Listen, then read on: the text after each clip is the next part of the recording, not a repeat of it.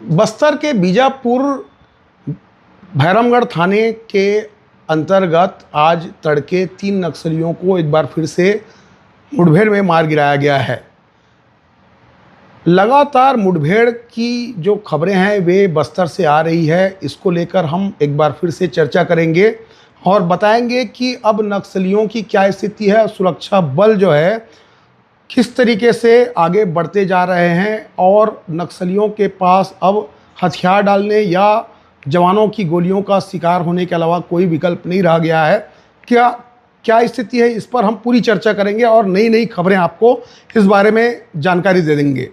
इसके पहले हम आपको एक बार फिर से अनुरोध करते हैं कि हमारे चैनल जो है दैनिक छत्तीसगढ़ अखबार के यूट्यूब चैनल खबरचालीसा.com को सब्सक्राइब कीजिए और हमारा वीडियो अच्छा लगे तो ज़रूर हमें लाइक कीजिए, कमेंट्स कीजिए। बस्तर जोन के आईजी पी सुंदरराज से हमने बात की फ़ोन पे, तो उन्होंने बताया कि बीजापुर के भैरमगढ़ थाना क्षेत्र के अंतर्गत मुठभेड़ में आज तड़के 3 नक्सलियों को मार गिराया गया है। तो हम बात करेंगे नक्सलियों के लगातार मारे जाने के बाद अब बस्तर में नक्सलियों के ऊपर जो शिकंजा है वे लगातार कसते जा रहा है। अब नक्सलियों की क्या स्थिति है, इस पर थोड़ा से बात करेंगे। जैसा कि मालूम हो कि नक्सलियों के खात्मे को लेकर केंद्रीय डेडलाइन तय हो गई है। यहाँ तक कि 2 बार शांति वार्ता का प्रस्ताव भी नक्सलियों के तरफ से आ चुका है, लेकिन जिस तरीके से कल ही गृह मंत्री विजय शर्मा ने जो बात कही है कि जब तक नक्सली हथियार नहीं डालते हैं या फिर जो मुख्य धारा में शामिल नहीं हो जाते तब तक उनसे बात करने या चाय पानी को लेकर बात करेंगे, इसकी कोई संभावना नहीं है। यानी कुल मिला के हिंसा के साथ बातचीत की कोई उम्मीद नहीं है, गुंजाइश नहीं है। और यह जो नक्सलियों के खात्मे की जो अंतिम लड़ाई जो चल रही है वह लगातार जारी रहेगी, इसकी प्रबल संभावना है। शांति वार्ता जरूर दूसरी बार आया है, लेकिन शांति वार्ता को लेकर सरकार केंद्र हो चाहे राज्य हो इसके मूड में दिखाई नहीं दे रही है। क्योंकि आपको मालूम होना चाहिए कि पहले भी शांति वार्ता जैसी बात हुई थी, लेकिन शांति वार्ता के बाद कभी भी यह शांति वार्ता पटरी पर नहीं दौड़ पाई, क्योंकि जो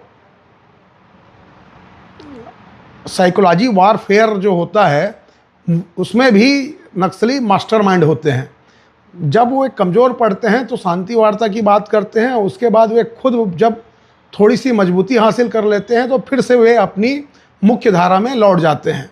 यानी कि हिंसा को अपना प्रमुख उनका हथियार है, जिसमें वे फिर से धुर नक्सल क्षेत्र में लौट जाते हैं। जब बरसात शुरू हो जाएगी और वहाँ हरियाली छा जाएगी तो उनकी जो शक्ति है वे वापस लौट जाती है और वे फिर से नए भर्ती अभियान में शुरू हो जाते हैं और लगातार अपनी स्थिति को मजबूत करने की कोशिश करते हैं।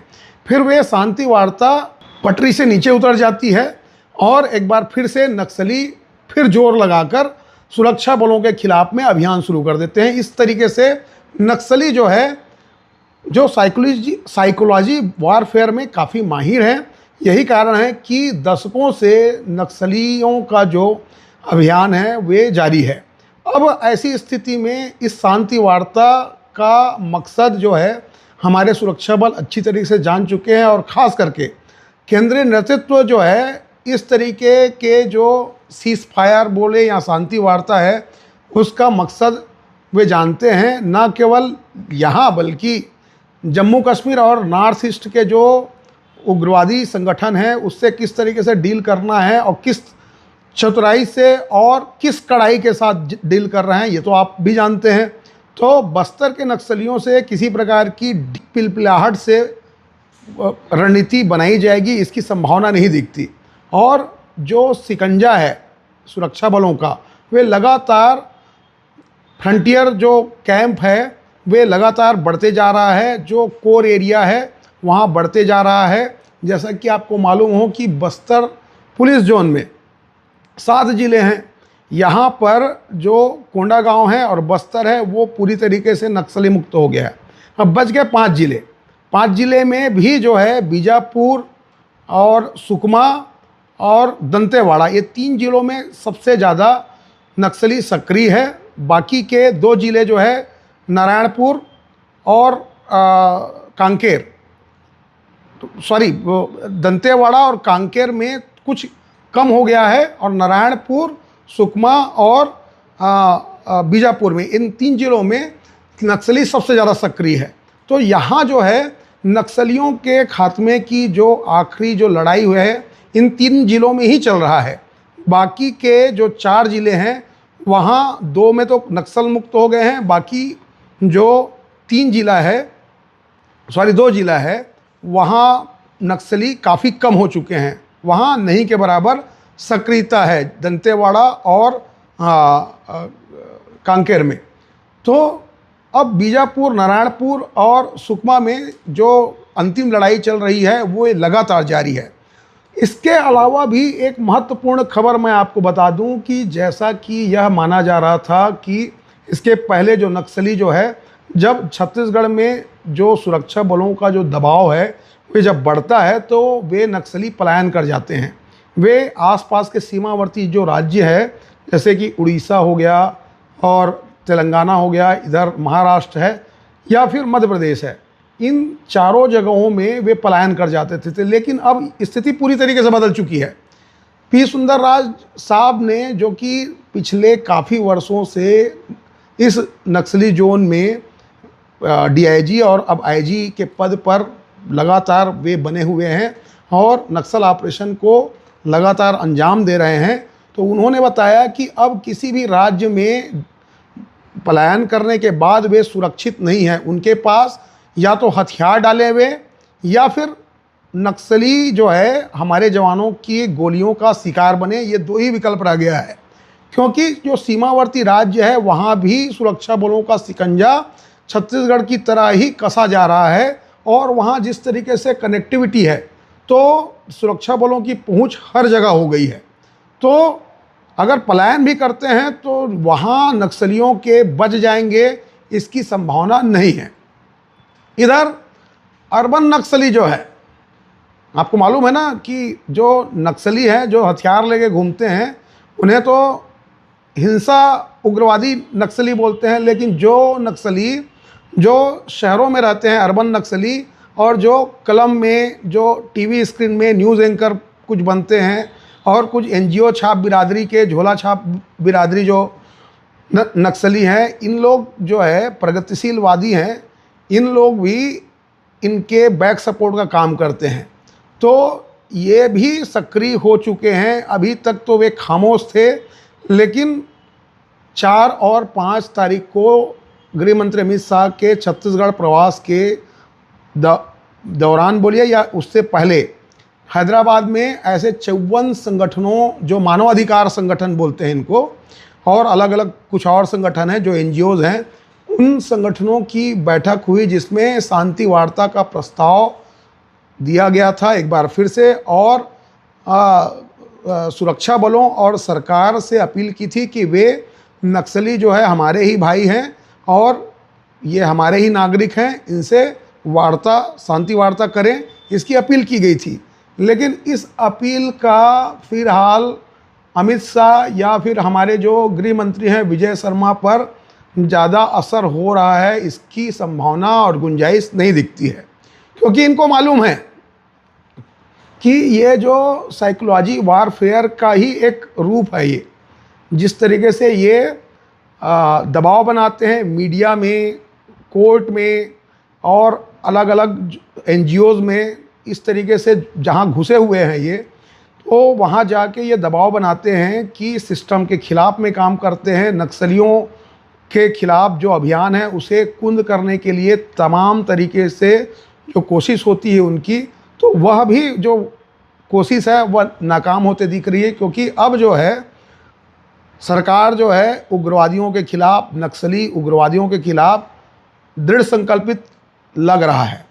एक बात और बताना चाहूँगा, पहले क्या होता था कि सुरक्षा बल जो है नक्सलियों के ख़िलाफ़ लगातार जो अभियान चलाती थी, तो वो कितना सफल होता था नहीं होता था ये अब अलग बात है। लेकिन अब देखिए कि सुरक्षा बल भी नक्सलियों को मारते थे, लेकिन इसके बाद क्या करना है, इन्हें किस तरीके से एलिमिनेट करना है, इसको लेकर सुरक्षा बल जो है वे भी तय नहीं थे, या भी उन्हें भविष्य को लेकर किसी प्रकार का एक साफ तस्वीर उन्हें नज़र नहीं आती थी कि आगे रणनीति बनाया जाए, आगे फिर उन्हें किस तरीके से घेरा जाए, मारा जाए। इसको लेकर कहीं जॉइंट ऑपरेशन नहीं होता था पहले।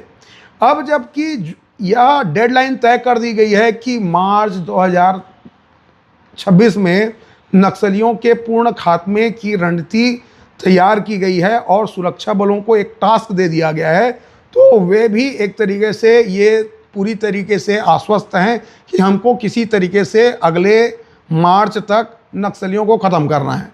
तो इसी टास्क के तहत अब सुरक्षा बल काम कर रहे हैं। नहीं तो ऐसा होता था कि नक्सलियों को जाके मार देते थे, नक्सलियों के खिलाफ ऑपरेशन चलाते थे, उन्हें मुठभेड़ में मार दिया जाता था, उसके बाद 15 दिन महीना दिन फिर आराम करते थे, इस बीच में नक्सली ही हमला हो जाता था, तो इसके बाद फिर सुरक्षा बल फिर पीछे पड़ जाते थे।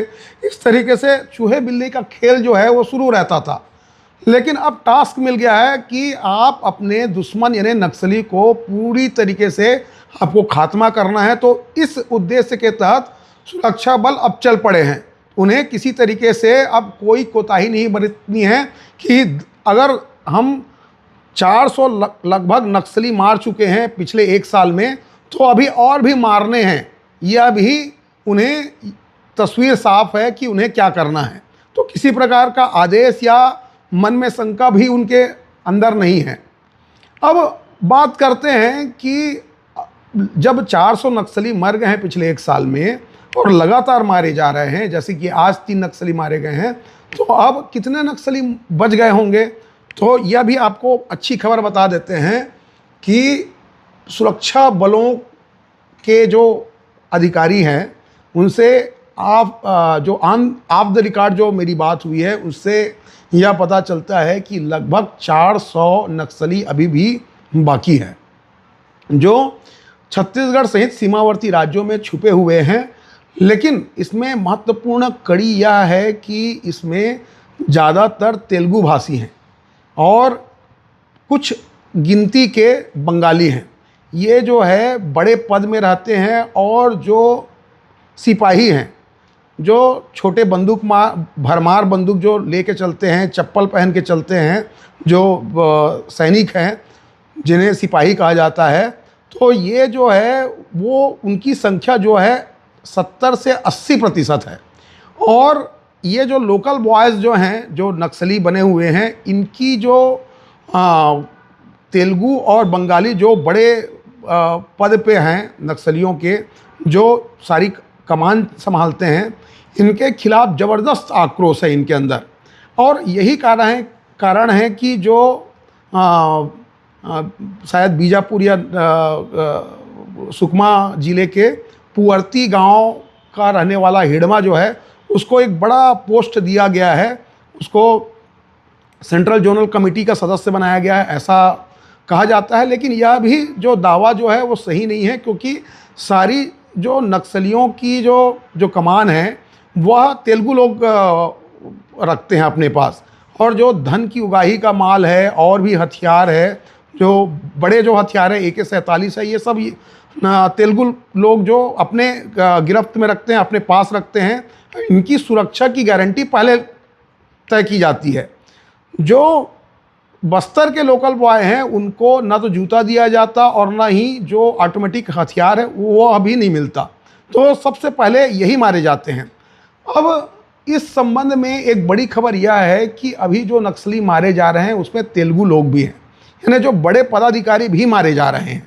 इसका मतलब ये है कि नक्सलियों की संख्या है वे दिन ब दिन जो है कम होती जा रही है। ज़्यादातर जो लोकल जो लोग हैं बस्तर में, वे तो आत्मसमर्पण कर रहे हैं, और इनके बीच में भी ये कॉन्फ्लिक्ट शुरू हो गई है कि उन्हें, क्योंकि कोई भविष्य नज़र नहीं आ रहा है, तो क्यों ना आत्मसमर्पण कर दिया जाए, या फिर क्या मरने के लिए ही हम अब रह गए हैं, क्या मरना ही उन्हें एक अकेला एक विकल्प उनके जीवन का रह गया है? क्या उनके विचारधारा को आगे बढ़ाने के लिए और कोई विकल्प नहीं रह गया है? यह सोचने वाली बात उनके लिए रह गई है। तो ऐसी स्थिति में कि जो तेलुगु नक्सली मारे जा रहे हैं, तो ज़्यादा संख्या नक्सलियों की बची है, इसकी संभावना कम है। कि अब देखिए कि बरसात शुरू होने के पहले पहले नक्सलियों को पूरे ख़त्म करने की जो ऑपरेशन है वह चल रहा है, और जल्दी से जल्दी इस ओर जो है जो टास्क है वो उसको पूरा करने के लिए भी जो हमारे सुरक्षा जवान हैं वे तय कर चुके हैं। तस्वीर साफ है, उन्हें क्या करना है यह भी उन्हें मालूम है। तो इस रणनीति के तहत लगातार वे काम कर रहे हैं। माना जा रहा है कि जल्द से जल्द अब बस्तर में शांति की बहाली चहुओर दिखने वाली है।